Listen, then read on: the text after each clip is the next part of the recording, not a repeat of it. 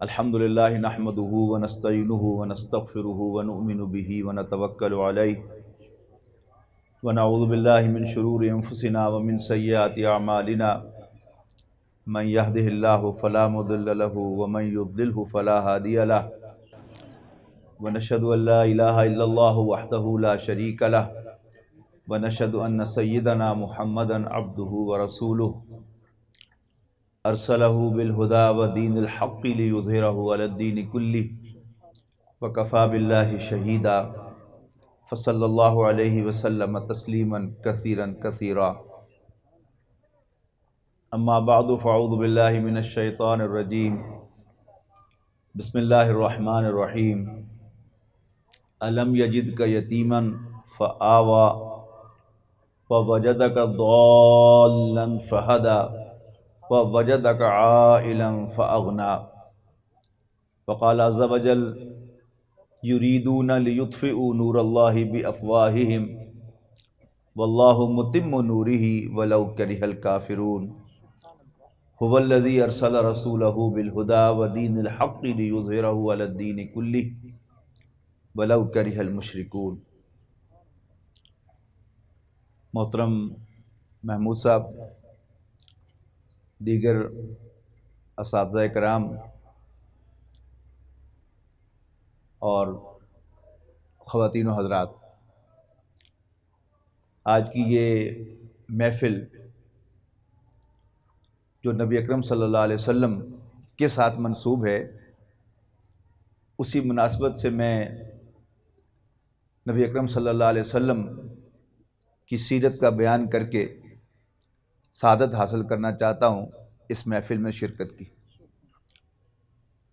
قرآن مجید کے 2 مقامات سے 5 آیات میں نے آپ کو سنائی ہیں۔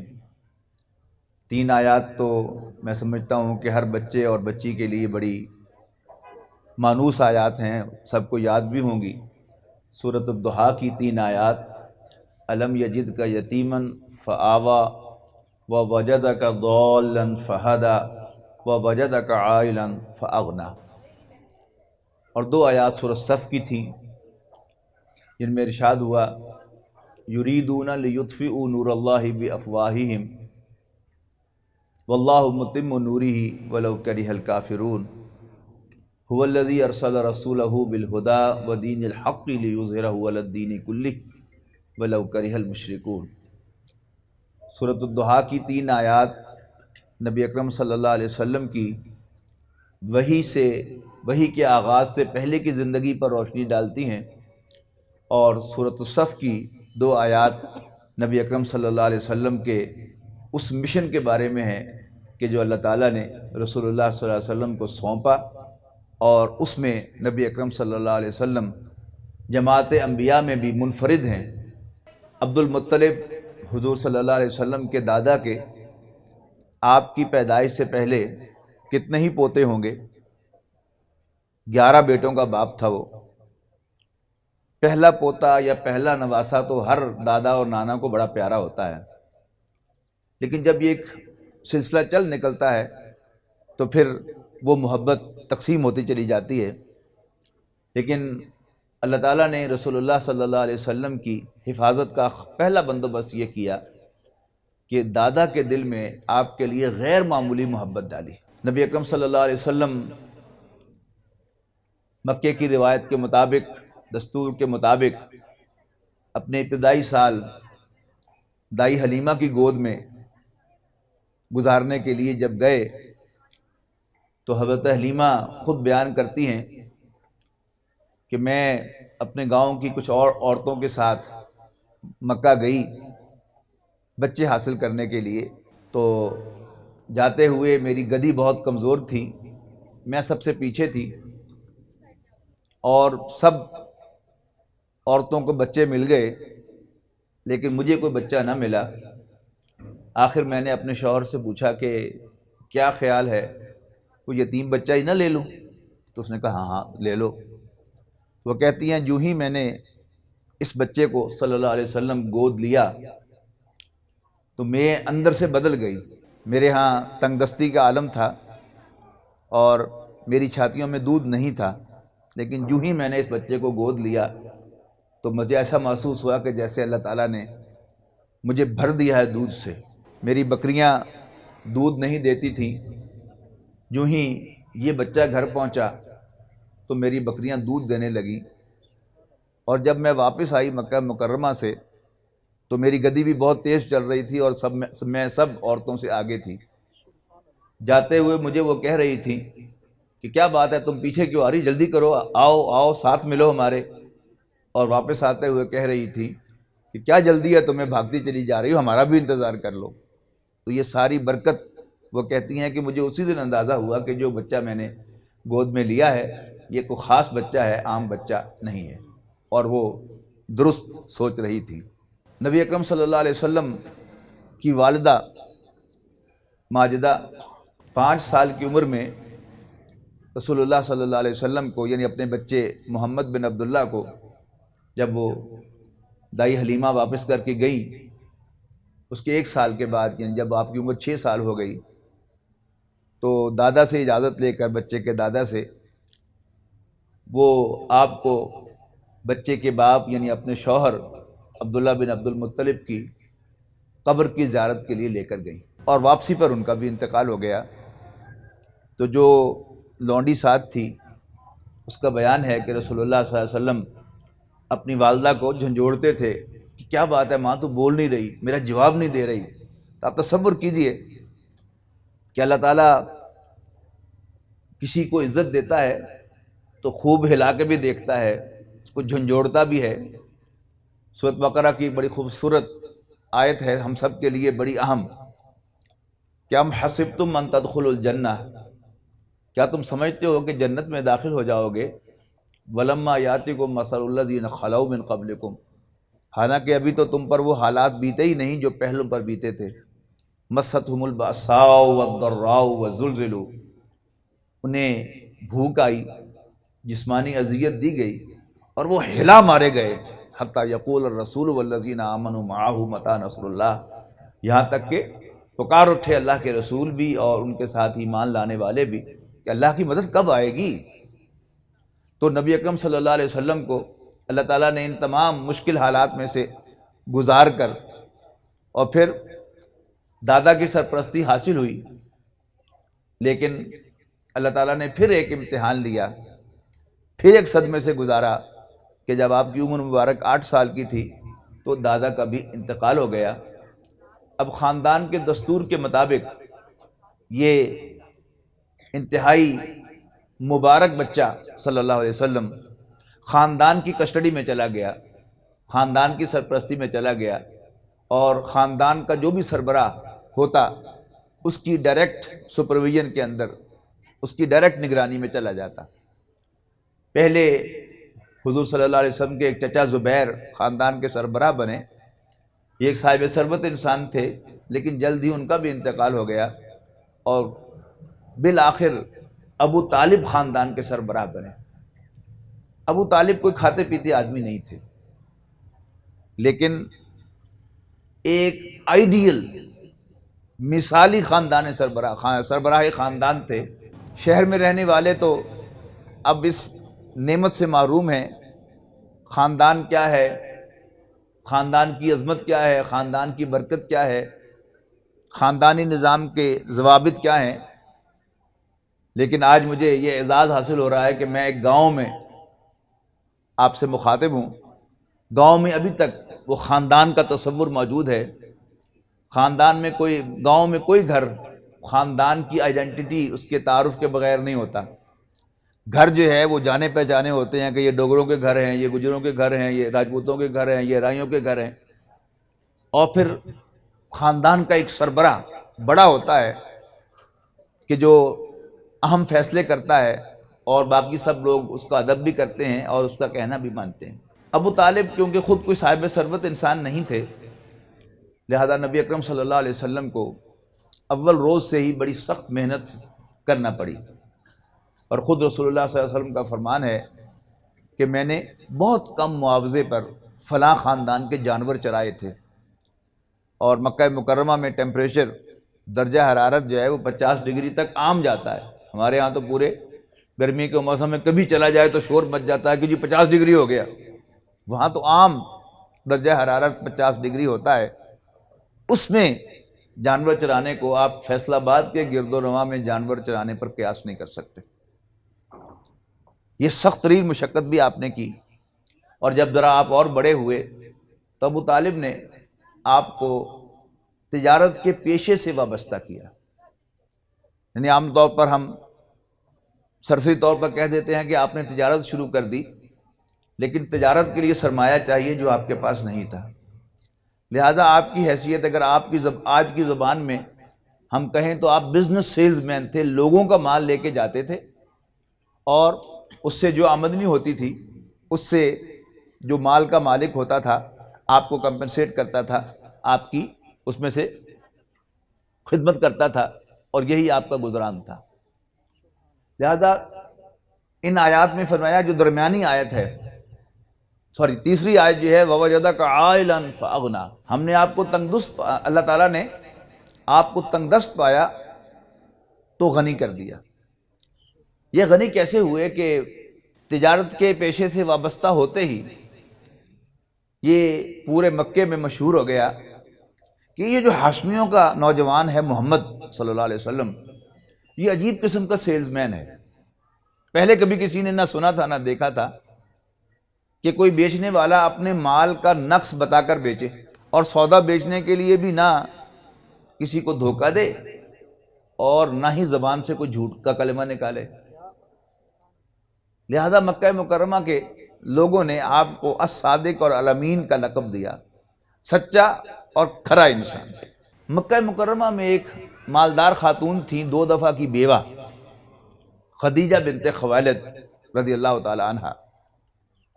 ان کو جب پتہ چلا اس نوجوان کے بارے میں تو خود بھی نیک خاتون تھیں، جیسے رسول اللہ صلی اللہ علیہ وسلم کو صادق اور امین کا خطاب ملا تھا، مکہ مکرمہ میں یہ خاتون الطاہرہ کے نام سے پہچانی جاتی تھی، پاک باز خاتون۔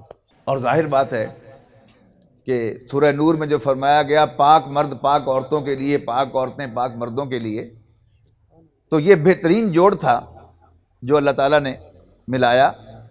انہوں نے خواہش ظاہر کی کہ آپ میرا مال لے کے جائیں، اور ساتھ ہیلپ کرنے کے لیے، مدد کرنے کے لیے غلام بھی بھیجا، بظاہر مدد کرنے کے لیے لیکن اصلاً جائزہ لینے کے لیے، آبزرو کرنے کے لیے۔ اور واپس آ کر آپ نے پائی پائی کا حساب دیا، کنفرم ہو گیا کہ واقعی دیانتدار آدمی ہے۔ اور جس اخلاق کا آپ نے مظاہرہ کیا سارے سفر کے دوران، اس پر جو تبصرہ اس غلام نے کیا اپنی مالکن کے سامنے کہ اس نوجوان کے بارے میں جو سنا تھا یہ اس سے بہت آگے ہے، تو خدیجہ بنت خویلد بہت متاثر ہوئیں، اور پھر انہوں نے شادی کا پیغام بھیجا۔ اور جو خاندان کی روایت تھی کہ جو ولی تھے رسول اللہ صلی اللہ علیہ وسلم کے، ابو طالب، انہوں نے وہ نکاح جو ہے وہ کیا۔ یہ ان کا طریقہ تھا۔ ہمارے ہاں جیسے نکاح ہوتا ہے یہ تو ہم سنت کے مطابق کرتے ہیں، لیکن عربوں کے ہاں اس کا عام دستور یہ ہے کہ اگر کوئی عورت ہے تو عورت کا باپ یا اس کا جو ولی ہے وہ دولہا کے ہاتھ میں ہاتھ دے کر کہتا ہے کہ میں اپنی بیٹی فلاں بنت فلاں کو تمہارے عقد میں دیتا ہوں، نکاح میں دیتا ہوں، تم نے قبول کیا؟ تو وہ کہتا ہے میں نے قبول کیا۔ تو اس انداز سے آج بھی ان کے ہاں نکاح ہوتا ہے۔ تو حضور صلی اللہ علیہ وسلم کے ولی ابو طالب تھے، تو ان کی موجودگی میں وہ نکاح منعقد ہوا ان کی اجازت سے، اور یوں نبی اکرم صلی اللہ علیہ وسلم اور حضرت خدیجہ خاندان کے ازدواج کے رشتے میں، میاں بیوی کے تعلق میں ایک دوسرے سے منسلک ہو گئے۔ حضرت خدیجہ سمجھی کہ میرا مال اب ان کا مال ہے، کوئی دوئی نہیں ہے، لیکن وہ بھول گئیں کہ میرا شوہر دیانتدار آدمی ہے، میرے مال کو اپنا مال نہیں سمجھے گا۔ یہ راز کھلا اس روز جب ایک مرتبہ محمد بن عبداللہ صلی اللہ علیہ وسلم بڑے غمگین گھر میں تشریف لائے، پریشان۔ تو اہلیہ محترمہ نے پوچھا کہ کیا بات ہے، آپ کچھ پریشان سے دکھائی دے رہے ہیں؟ تو فرمایا کہ میں باہر گھوم رہا تھا، میں نے ایک قافلہ دیکھا، بچے بھوک سے بلک رہے تھے، قسمہ پرسی کا عالم تھا، لوگوں کے پاس پہننے کو مناسب کپڑا بھی نہیں تھا۔ میں سوچ رہا تھا کہ میرے پاس بھی اگر کچھ سرمایہ ہوتا تو میں ان کی مدد کرتا۔ حضرت خدیجہ کو فوراً سٹرائک ہوا، کیوں؟ یہ تو میرے مال کو اپنا مال نہیں سمجھتے۔ تو انہوں نے مکے کے سرداروں کو اپنے گھر بلایا اور ان سے کہا کہ تم سب گواہ رہو کہ میں نے اپنا سارا مال اپنے شوہر محمد بن عبداللہ کو ہبہ کر دیا۔ یہ ہے وہ بات جسے کہا گیا وَوَجَدَكَ عَائِلًا فَأَغْنَىٰ، اللہ تعالیٰ نے آپ کو تنگ دست پایا تو غنی کر دیا۔ درمیان میں فرمایا وَوَجَدَكَ ضَالًّا فَهَدَىٰ، اللہ تعالیٰ نے آپ کو ضال پایا۔ یہ ضال جو ہے یہ واحد ہے ضالین کا۔ ہوتا کون ہے ضال؟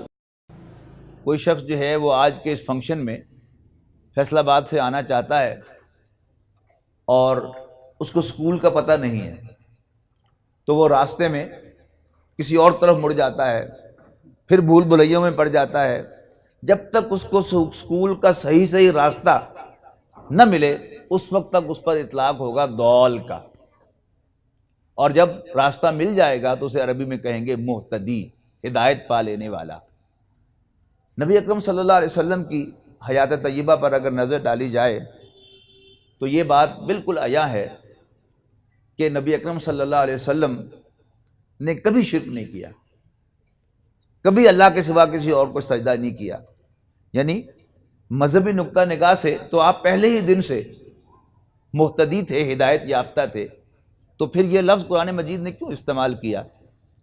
اس لیے کہ انسان کے دو تعلق ہیں، ایک اس کا اپنے رب کے ساتھ، اپنے خالق کے ساتھ، اور ایک اس کا تعلق ہے جو انسانوں کے ساتھ، اپنی انسان برادری کے ساتھ۔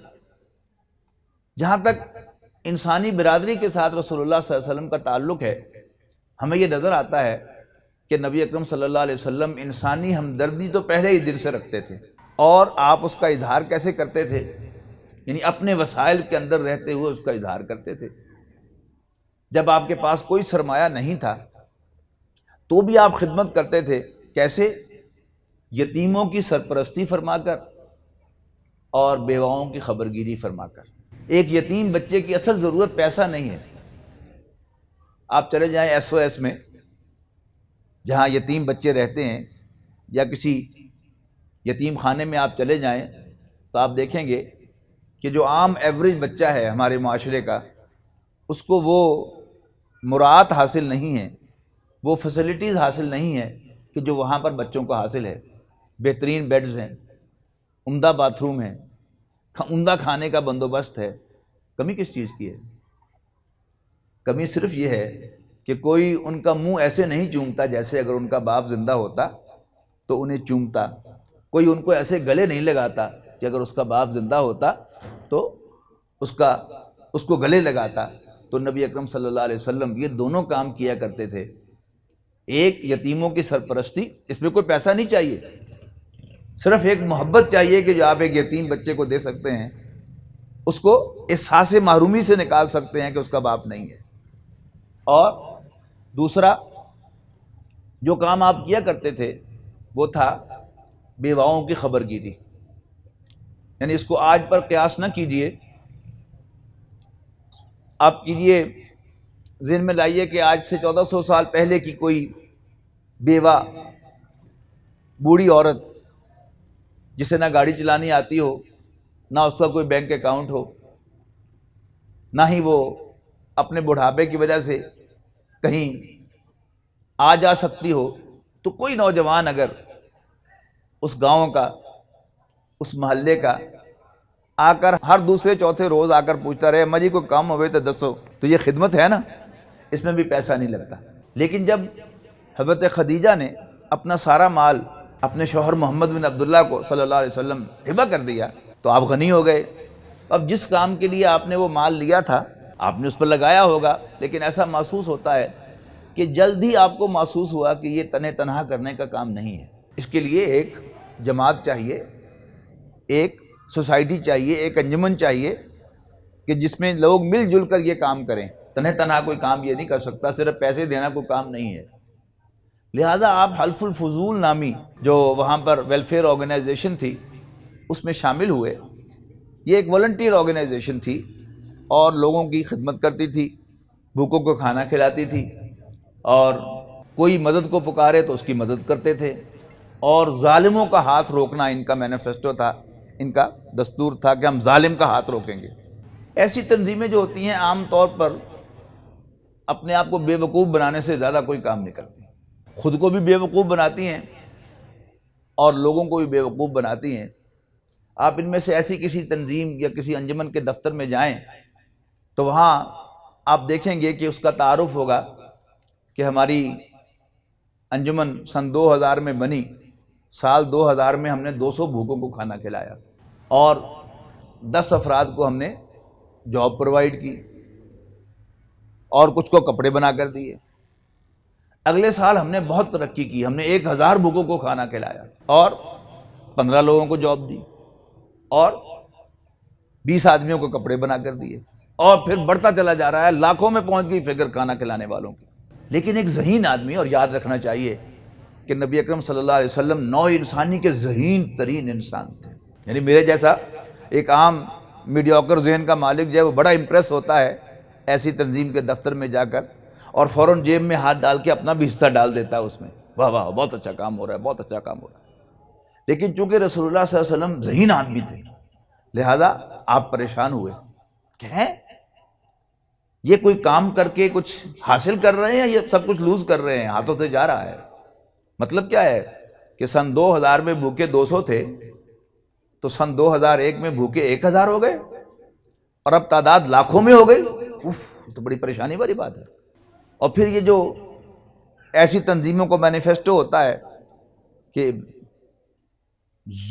ظالم کا ہاتھ روکیں گے، اور ایک غلط فہمی ہم میں اکثر و بیشتر رہی ہے، آپ نے کئی دفعہ یہ جملہ خود بھی کہا ہوگا اور لوگوں کی زبانوں سے بھی سنا ہوگا کہ پاکستان میں کوئی خمینی آ جاوے نا، ذرا 10-15 مار دے تو ٹھیک ہو جائے۔ کبھی ظلم ختم نہیں ہوتا، آپ ایک ماریں گے 4 پیدا ہوں گے، آپ 4 ماریں گے 10 پیدا ہوں گے، ظلم ایسے ختم نہیں ہوتا۔ تو نبی اکرم صلی اللہ علیہ وسلم انسان کی خدمت کرنا چاہتے تھے، لیکن آپ کو راستہ نہیں مل رہا تھا۔ وَوَجَدَكَ ضَالًّا، آپ راستے کی متلاشی تھے کہ میں انسان کی خدمت کیسے کروں، بھوک کیسے ختم کروں، اور میں ظلم کیسے ختم کروں، بے روزگاری کیسے ختم کروں، لیکن آپ کو راستہ نہیں مل رہا تھا۔ تو آپ اسی پریشانی میں کہ میں نے بغیر پیسے کے انسان کی خدمت کی، تشنگی رہی، مزہ نہیں آیا، پھر حضرت خدیجہ کے مال سے خدمت کی، تسلی نہیں ہوئی، پھر میں حلف الفضول میں شامل ہو کر اس کی چھتری کے تحت کام کرتا رہا، تسلی نہیں ہوئی۔ یا اللہ مجھے راستہ بتا، میں کیسے تیرے بندوں کے کام آؤں، میں بھوک کیسے ختم کروں، میں ظلم کیسے ختم کروں۔ تو اللہ تعالیٰ نے آپ پر وحی نازل فرمائی، وَوَجَدَكَ ضَالًّا فَہَدَىٰ، اللہ تعالیٰ نے آپ کو راستے کا متلاشی پایا تو راستہ دکھا دیا۔ وہ راستہ کیا تھا؟ ہم عام طور پر سمجھتے ہیں کہ شاید نبی اکرم صلی اللہ علیہ وسلم نے اللہ تعالیٰ کو متعارف کروایا مکے میں، اور قرآن مجید شاید اللہ تعالیٰ کا تعارف کرواتا ہے ان لوگوں کو جو اللہ تعالیٰ کو جانتے ہی نہیں ہیں۔ لیکن اگر ہم قرآن مجید کا مطالعہ کریں تو معلوم ہوتا ہے کہ مکے کے سب کافر اللہ تعالیٰ کو توحید کے ساتھ خالق کائنات مانتے تھے۔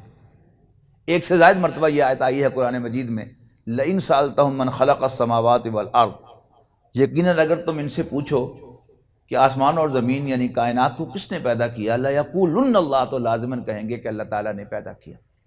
اس کا مطلب ہے کہ وہ اللہ تعالیٰ کو خالق مانتے تھے۔ اور سورہ یونس میں تو حد ہو گئی، فرمایا اگر تم ان سے پوچھو، ذرا پوچھو نا ان سے، من یرزقکم من السماء والارض، کون تمہیں آسمان اور زمین سے رزق دیتا ہے، کس کے کنٹرول میں ہے آنکھیں اور کان، کون مردہ کو زندہ سے، زندہ کو مردہ سے پیدا کرتا ہے، اور کون کاموں کی تدبیر کرتا ہے، سیقولون اللہ، تو کہیں گے اللہ۔ اس کا مطلب ہے کہ یہ سب کچھ مکے والوں کو معلوم تھا، لیکن قرآن مجید میں اللہ تعالیٰ کا تعارف جو کروایا گیا وہ اور ہے۔ یاد رکھیے گا کہ عربی زبان میں لفظ اللہ اللہ تعالیٰ ہی کے لیے بنا تھا، اور اللہ تعالیٰ ہی کے لیے بولا جا سکتا تھا، اور آج بھی بولا جا سکتا ہے۔ اردو میں بھی ایسے ہی ہے، اللہ جب ہم کہیں گے تو اس سے وہی مراد ہوگا۔ انگریزی میں 2 گاڈ ہے نا، ایک اسمال جی والا گاڈ ہے، ایک کیپٹل جی والا گاڈ ہے۔ کیپٹل جی والا گاڈ جو ہے وہ صرف اللہ کے لیے ہے، اس کی کوئی جمع نہیں ہے، اس کی کوئی مؤنث نہیں ہے۔ اسمال جی والے گاڈ کی جمع ہے گاڈز، اور اس کی مؤنث ہے گاڈس، اس کی بھی جمع ہے گاڈسز، گاڈز اینڈ گاڈسز، لیکن کیپٹل جی والا گاڈ جو ہے وہ صرف ایک ہے، اور وہ اللہ تعالیٰ کے لیے لفظ ہے۔ تو مکے کے کافر اللہ تعالیٰ کو جانتے اور پہچانتے تھے، لیکن قرآن مجید نے اللہ تعالیٰ کے ایک نیا تعارف کروا دیا، وہ کیا کہ وہ جسے تم خالق مانتے ہو تمہارا رب ہے۔ عربی زبان میں جیسے لفظ اللہ اللہ کے لیے بنا تھا، لیکن اس کے برعکس لفظ رب جو تھا یہ اللہ تعالیٰ کے لیے نہیں بنا تھا، یہ آقاؤں کے لیے بنا تھا، مالک۔ یعنی فقہ کو آپ کھولیں گے تو رب المال کہیں گے مال کے مالک کو۔ آپ میں سے جو لوگ کہیں کسی عرب ملک میں گئے ہیں اور انہیں مکان کرائے پہ لیا ہوگا تو مالک مکان کو کیا کہتے ہیں؟ رب الدار، گھر کا مالک۔ پالنے والے کا مفہوم جو ہے یہ بڑا ضمنی مفہوم ہے رب کے اندر، اگر کہیں بطور فعل استعمال ہو جائے تو اس کے معنی میں سے ایک معنی پالنے کے ہیں، لیکن رب کے اصلی معنی جو ہیں وہ آقا کے، مالک کے، مالک و مختار کے ہیں۔ یعنی حضرت بلال رضی اللہ تعالیٰ عنہ کس کے غلام تھے؟ امیہ بن خلف کے۔ تو اگر آپ نے یہ کہنا ہو عربی میں کہ امیہ بن خلف حضرت بلال کا آقا تھا تو آپ کیا کہیں گے؟ کانا امیہ رب بلال رضی اللہ عنہ، امیہ حضرت بلال کا رب تھا، آقا تھا۔ تو قرآن مجید میں اللہ تعالیٰ کا تعارف کیا کروایا گیا؟ اقرا بسم ربک الذی خلق، پڑھ اپنے اس رب کے نام سے جس نے پیدا کیا۔ یعنی پیدا کیا تو تم اس کو مانتے ہو، وہ تمہارا آقا بھی ہے، وہ تمہارا رب بھی ہے۔ اور یہیں سے آپ کو سمجھ میں آئے گی کہ رسول اللہ صلی اللہ علیہ وسلم نے عمر بھر کبھی کسی بت کو سجدہ نہیں کیا، اس پر انہیں کوئی تکلیف نہیں تھی، لیکن اچانک کیا تکلیف ہو گئی؟ تکلیف اس بات کی ہوئی کہ وہاں کے سردار وہ اپنے آپ کو رب کہتے تھے، اللہ تعالیٰ نے ان کے نیچے سے کرسی کھینچ لی کہ رب تم نہیں ہو، رب میں ہوں۔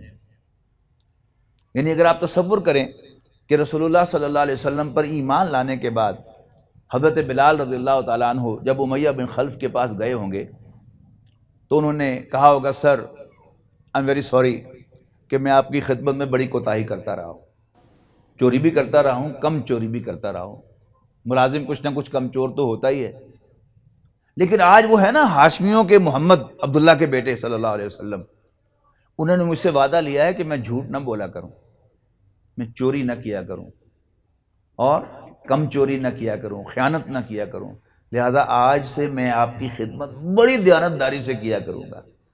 مجھے بتائیے اس پر امیہ کو خوش ہونا چاہیے تھا اور رسول اللہ صلی اللہ علیہ وسلم کا شکریہ ادا کرنا چاہیے تھا، یا حضرت بلال پر تشدد کرنا چاہیے تھا؟ میرا دل یہ کہتا ہے کہ اتنی سی بات پر تو وہ اتنا خوش ہوا ہوگا کہ دل میں سوچ رہا ہوگا کہ میں بلال سے کہوں کہ مجھے ان کے پاس لے جاؤ کہ میں ان کا شکریہ ادا کروں کہ انہوں نے میرا کھوٹا سکہ کھڑا کر دیا۔ لیکن حضرت بلال نے رضی اللہ تعالیٰ عنہ اپنی بات جاری رکھتے ہوئے فرمایا لیکن، انہوں نے کہا لیکن کیا؟ انہوں نے کہا اب آپ میرے رب نہیں ہیں، مخدوم ہیں، میں آپ کی خدمت کروں گا لیکن میرا رب ایک ہے، اللہ۔ اب اس پر جو تشدد شروع کیا اس نے، اس لیے حضرت بلال پر وہ تشدد کرتا تھا اور پھر پوچھتا تھا ہوش ٹھکانے آ گئے تمہارے؟ اب بتا تیرا رب کون ہے؟ تو وہ کہتے تھے تو نہیں ہے، احدن ایک ہی ہے، احدن ایک ہی ہے، احدن ایک ہی ہے۔ تو یہ تھا اصل جو قرآن مجید نے تعارف کروایا۔ دوسری بات جو نبی اکرم صلی اللہ علیہ وسلم لے کر آئے وہ کیا تھے کہ اللہ تعالیٰ نے مجھے اپنا رسول بنایا ہے، اپنا پیغامبر نامزد کیا ہے، اور اس کا ثبوت قرآن مجید ہے۔ یہ دیکھو یہ اس کا کلام ہے، دیکھو یہ تمہیں انسان کا کلام لگتا ہے، یہ میرے رب کا کلام ہے۔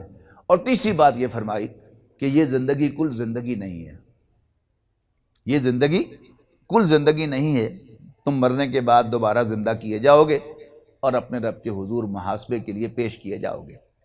اب پڑھیں اقرا بسم ربک الذی خلق، خلق الانسان من علق، اقرا وربک الاکرم الذی علم بالقلم، علم الانسان ما لم یعلم۔ یہ بھی ذہن میں رکھیے گا کہ قرآن مجید کوئی بایولوجی کی کتاب نہیں ہے کہ اس نے تخلیق کے مراحل بیان کرنے تھے کہ میں نے ایسے پیدا کیا، خون سے پیدا کیا اور ایسے بنایا۔ سب جانتے ہیں ان کے پاس اونٹ تھے، بھیڑ بکریاں تھیں، اور ان کے حمل ضائع ہوتے تھے تو کیا نکلتا تھا؟ بالکل شروع میں ضائع ہو جائیں تو خون نکلتا تھا، اور ذرا بعد جائیں تو ایک انفارم سا ماس نکلتا تھا، اور ہو جائے تو تقریباً ایک تیار بچہ جو ہے وہ ایبورٹ ہوتا تھا، ایبورشن ہوتی تھی۔ تو انہیں یہ سب پتا تھا۔ یہاں اصل زور جو ہے وہ اللہ تعالیٰ کے اس انٹروڈکشن پر ہے، اس تعارف پر ہے کہ وہ اللہ جسے تم خالق مانتے ہو وہ تمہارا آقا ہے، رب ہے۔ اور اس کے بعد فرمایا کلا ان الانسان لیطغی، یعنی یہ چھٹی آیت ہے سورۃ علق کی، کلا ان الانسان لیطغی، نہیں، انسان سرکش ہو ہی جاتا ہے، اس میں ٹینڈنسی ہے نا، رجحان ہے سرکشی کا، جب کوئی پوچھنے والا ہو تو سرکشی پر آمادگی ہوتی ہے۔ کلا ان الانسان لیطغی ان رآہ استغنی، اس لیے کہ اپنے آپ کو بے پرواہ دیکھتا ہے کہ کوئی پوچھنے والا نہیں ہے۔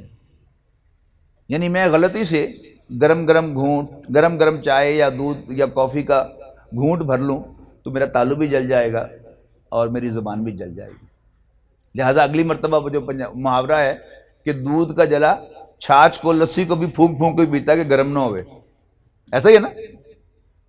تو انسان احتیاط کرتا ہے، لیکن جب انسان جھوٹ بولتا ہے اسی زبان اسی تالو سے انہی ہونٹوں سے، تو نہ ہونٹ جلتا ہے، نہ زبان جلتی ہے، نہ تالو پہ چھالا پڑتا ہے۔ اس سے کیا ہے؟ انسان جری ہو جاتا ہے۔ کلا ان الانسان لیطغی ان رآہ استغنی ان الی ربک الرجعی، اے انسان تجھے اپنے رب کے حضور لوٹنا ہے۔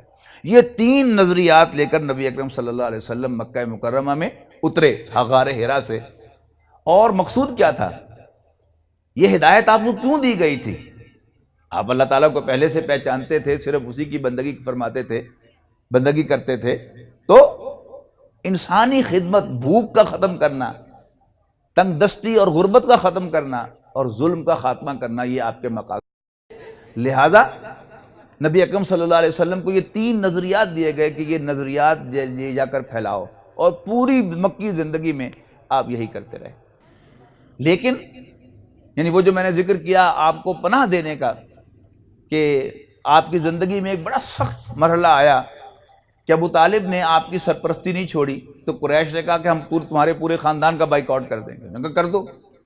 تو 3 سال کا بائیکاٹ ہوا شیب ابی طالب کی شکل میں، کہ تنگ گھاٹی کے اندر خاندان بنو ہاشم کو قید کر دیا گیا، ادھر بھی پہرا ادھر بھی پہرا، ادھر بھی اونچا پہاڑ ادھر بھی اونچا پہاڑ، اور کھانے پینے کی چیزیں بھی بین کر دی۔ کچھ نیک دل لوگ جن میں نمایاں ترین نام حضرت حکیم ابن حزام کا ہے رضی اللہ تعالیٰ عنہ، بعد میں ایمان لائے، یہ بھتیجے تھے حضرت خدیجہ کے، اور اسماء بنت ابی بکر حضرت ابو بکر کی بیٹی رضی اللہ تعالیٰ عنہما، وہ رات کے اندھیرے میں کہیں چھپا کر اور پہاڑ کو کراس کر کے کچھ کھانے پینے کی چیزیں دے جاتی تھی، بس اللہ خیر سے۔ تو 7 نبوی سے لے کر سن 7 نبوت کے 7ویں سال محرم سے لے کر نبوت کے 10ویں سال کی محرم تک یہ مقاطع رہا 3 سال کا۔ لیکن باہر آتے ہی رسول اللہ صلی اللہ علیہ وسلم کو 2 صدمے اور پہنچے۔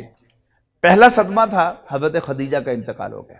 یعنی عام کیا ہوتا ہے کہ کوئی خاتون جہیز کے 4 برتن زیادہ لے کے آ جائے تو اس کا نخرہ سنبھالنا مشکل ہوتا ہے۔ یہ خاتون اللہ کی بندی، پتہ نہیں کیا چیز اللہ تعالیٰ نے بنائی تھی کہ اپنا سب کچھ دیا رسول اللہ صلی اللہ علیہ وسلم کو، اور پھر آپ پر اپنی جان نشاور کی، ٹھیک ہے نا۔ یعنی کہاں غار حرا، جو لوگ غار حرا پر چڑھے ہیں آپ میں سے، 1000 فٹ تقریباً بلندی ہے اس کی، لیکن 1000 فٹ نہیں، تقریباً 500 فٹ ہے غالباً۔ وہاں یہ خاتون جو ہے وہ حضور صلی اللہ علیہ وسلم کو آب زمزم، کھجوریں تازہ اور ستو دے کے آیا کرتی تھی۔ بہرحال ان کا انتقال ہوا، اور ان کے پیچھے پیچھے ابو طالب کا انتقال ہو گیا۔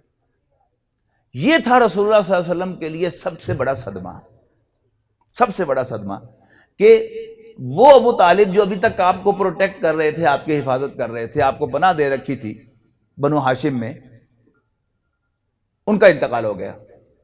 اور پھر کیا ہوا؟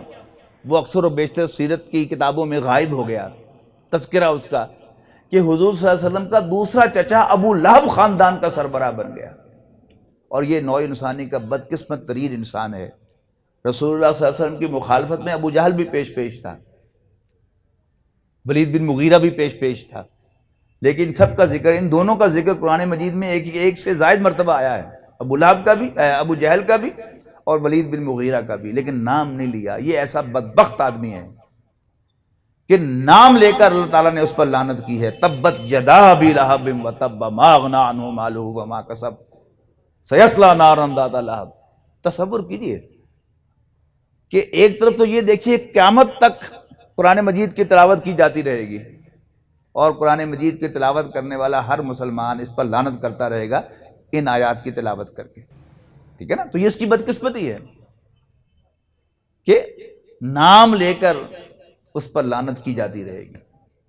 تو اس نے کیا کیا، قریش کا وہ دیرینہ مطالبہ پورا کر دیا، اور 15 دن کے اندر اندر رسول اللہ صلی اللہ علیہ وسلم کو خاندان بنو ہاشم سے نکال دیا۔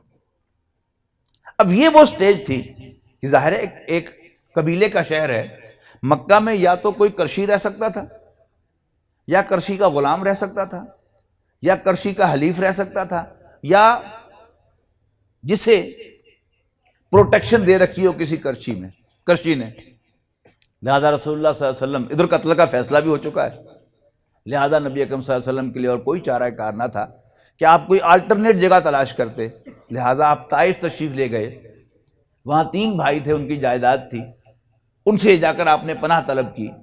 انہوں نے نہ صرف یہ کہ پناہ نہیں دی، بلکہ مکے سے طائف کے نوجوانوں کو پیچھے لگایا کہ اس کو پتھر مارو۔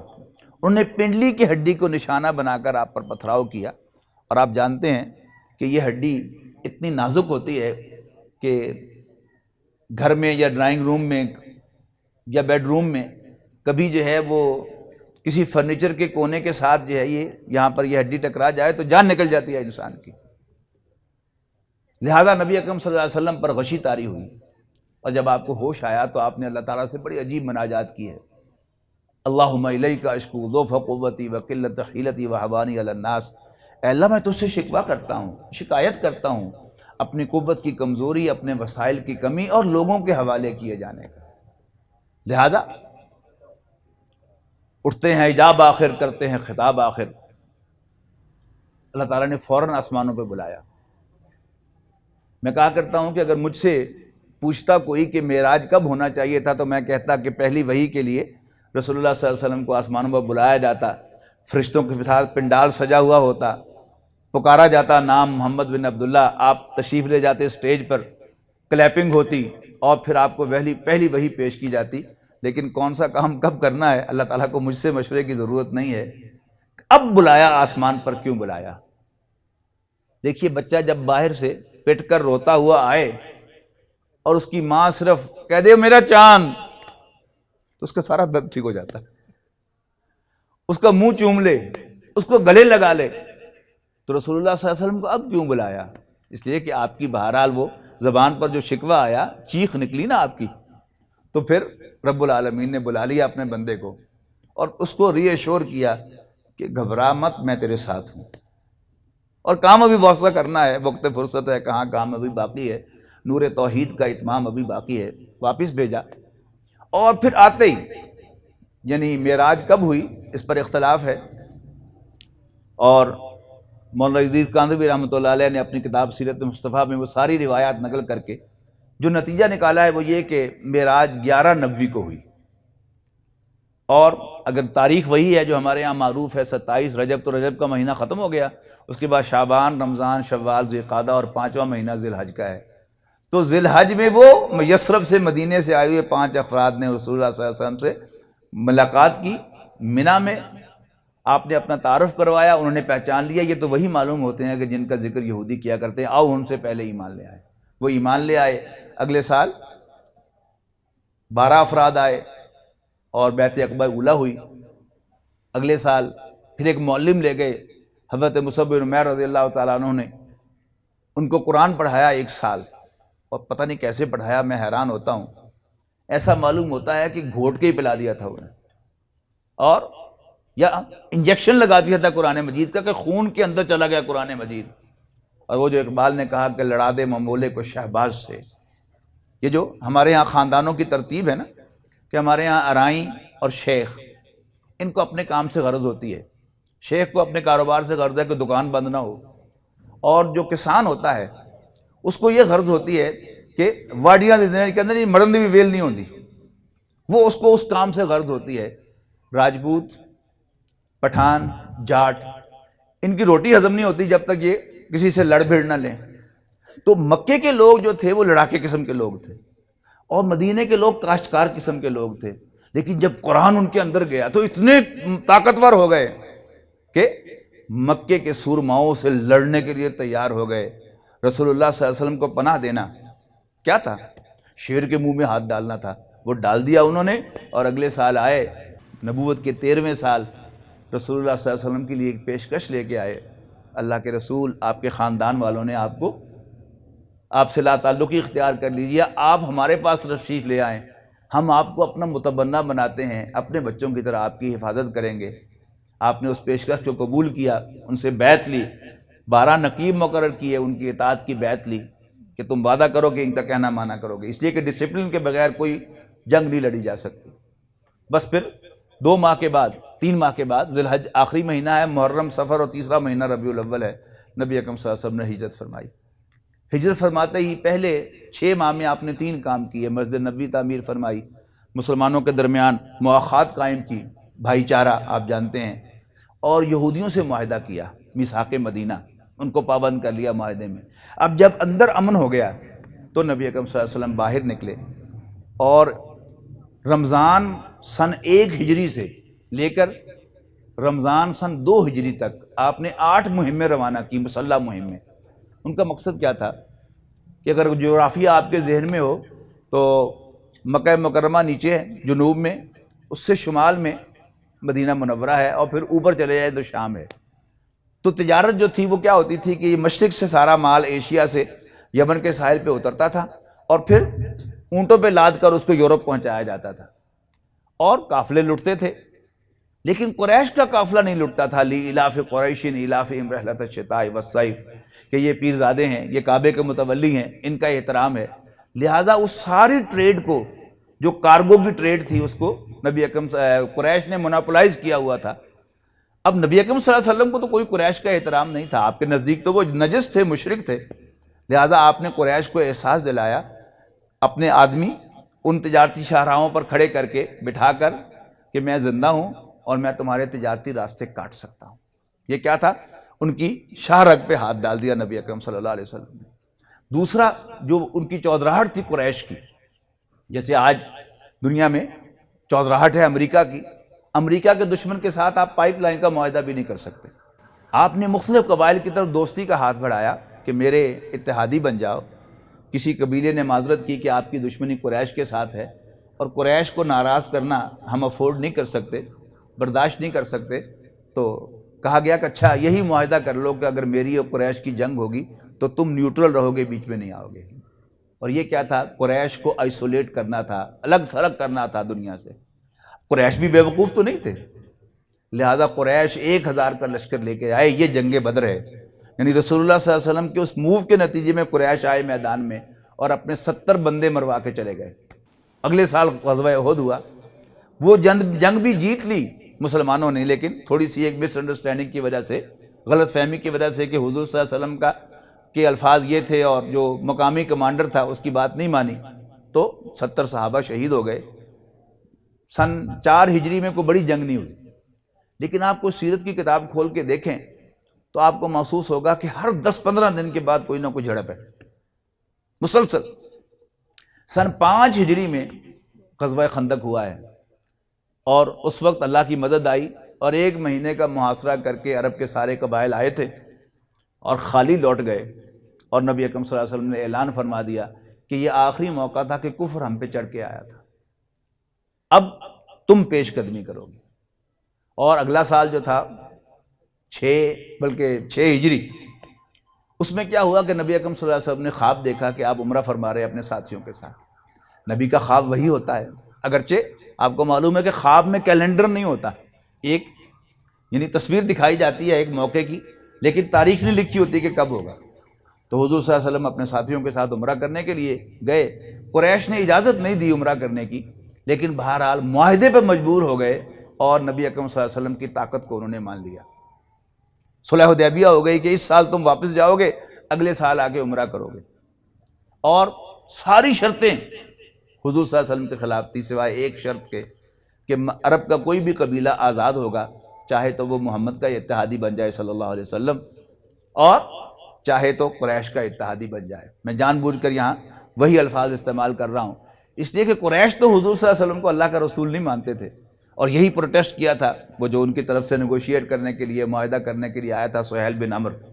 حضرت علی کاتب تھے اس معاہدے کے، تو معاہدے کی تحریر لکھی گئی کہ بین محمد الرسول اللہ صلی اللہ علیہ وسلم بالقریش، کہ یہ معاہدہ محمد رسول اللہ اور قریش کے درمیان ہے۔ اس نے کہا یہ کیا، اگر ہم آپ کو اللہ کا رسول ہی مان لیں تو پھر جھگڑا کس بات کا ہے، لکھو محمد کے درمیان اور قریش کے درمیان ہے صلی اللہ علیہ وسلم۔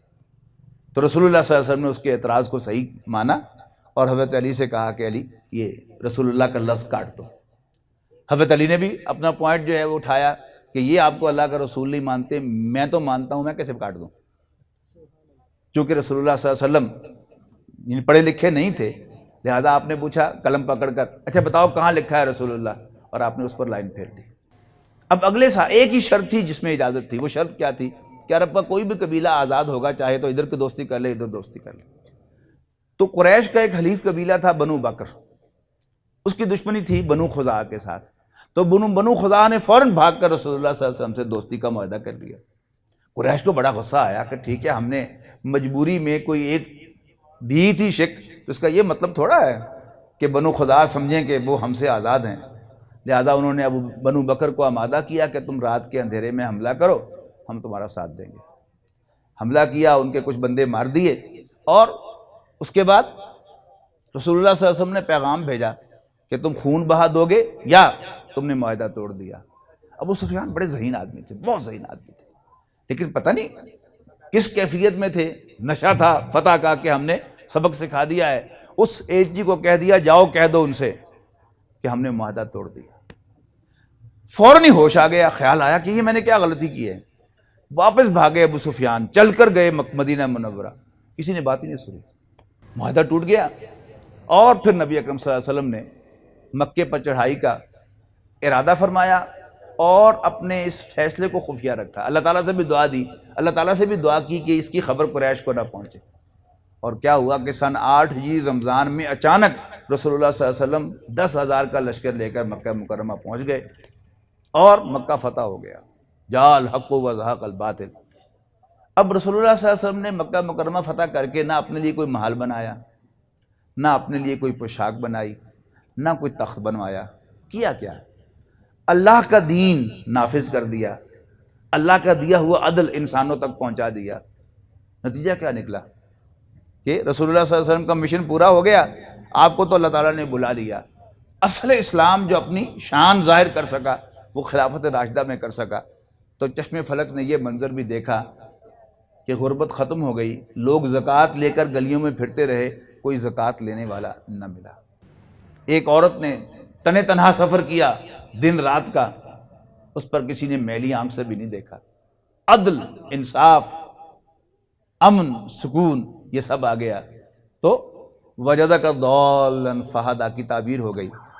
جو سورہ صف کی جو آیات میں نے سنائی ان کا بھی ترجمہ کر دوں جاتے جاتے کہ یریدون لیطفئوا نور اللہ بافواہہم، یہ چاہتے ہیں کہ اللہ کے نور کو اپنی پھونکوں سے بجھا دیں، واللہ متم نورہ ولو کرہ الکافرون، جبکہ اللہ تعالیٰ اپنے نور کو مکمل فرمانے والا ہے، خواہ کافروں کو کتنا ہی برا لگے۔ هو الذی ارسل رسولہ بالہدی ودین الحق، تعالیٰ ہی تو ہے جس نے اپنے پیغمبر صلی اللہ علیہ وسلم کو الہدیٰ یعنی قرآن مجید دے کر اور دین حق یعنی دین اسلام دے کر بھیجا، لیظہرہ علی الدین کلہ، تاکہ وہ اس دین کو کل کے کل دین پر غالب کریں، ولو کرہ المشرکون، خواہ مشرکوں کو کتنا ہی برا لگے۔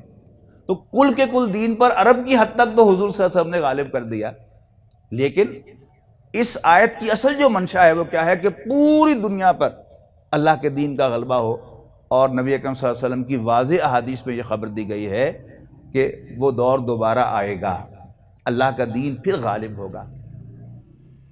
ہمارے دشمن اب بڑے تیز ہو گئے ہیں، اب ان کا ارادہ ہے کہ وہ مسلمانوں کا وجود ختم کر دیں، اور اللہ تعالیٰ کا ارادہ انشاءاللہ پھر وہی ہے کہ وہ نہ صرف یہ کہ مسلمانوں کو الٹیمیٹلی محفوظ رکھے گا، ہوں گی ہماری یعنی خون تو ہمیں دینا ہی پڑے گا، بہت سا خون بہے گا۔ حضور صلی اللہ علیہ وسلم کی احادیث میں تو یہاں تک خبر ملتی ہے کہ وہ جو جنگی سلسلہ ہوگا اس میں ایک پرندہ ہزاروں میل سفر کرے گا اور اس کو کوئی زندہ انسان نظر نہیں آئے گا، لاشیں ہی لاشیں نظر آئیں گی، ٹھیک ہے نا؟ تو وہ وقت بھی آنا ہے، لیکن الٹیمیٹلی یہ دین پوری دنیا پر غالب ہوگا۔ ہماری ذمہ داری کیا ہے کہ ہم مرنا تو ہے ہی، اللہ تعالیٰ کے پاس ہم اس حال میں پہنچیں کہ ہم اس دین کے لیے اپنا تن من دھن لگا رہے ہوں۔ اگر اس حال میں پہنچیں گے تو اللہ تعالیٰ کے ہاں سرخ روح ہوں گے، انعام پائیں گے۔ اور اگر ہم دشمنوں کے آلائے کار بنیں اور اس دین کو ہم نے نقصان پہنچایا تو پھر ہم سے بڑھ کر بد نصیب کوئی نہیں ہوگا۔ اقول قولی ھذا واستغفر اللہ لی ولکم ولسائر المسلمین والمسلمات۔